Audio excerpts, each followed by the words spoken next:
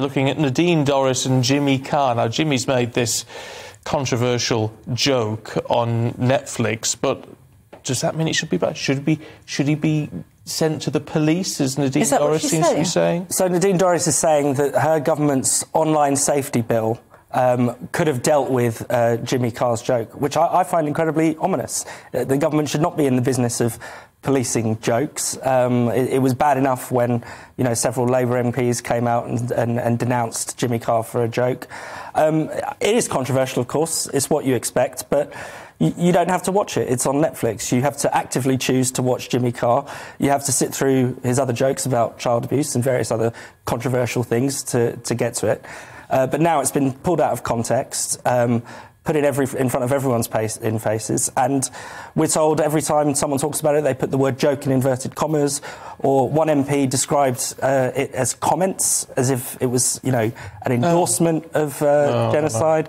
It was a very, very edgy and controversial comment. We shouldn't downplay made by the edginess. A very, very edgy and controversial comic. That's what he does, isn't it? This online safety bill, which was originally, I think, called the online harm bill, which they've finessed that.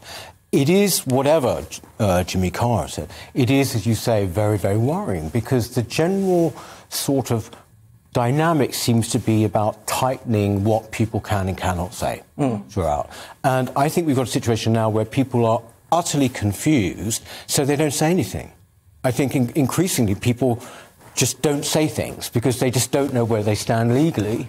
Well, I think there is an element of that. I think with a lot of what goes on. Well, a lot of the comedians are very, very upset about this bill, aren't they? Because they'll see it as, in the world of comedy, you have to say things that make people laugh, and you have to find some things funny. And sometimes how can everybody agree on what we find funny? Yeah. So you have to take risks. I think there's also going to be, and please correct me if I'm wrong, I think there's also going to be some kind of calls about spreading COVID disinformation in this bill.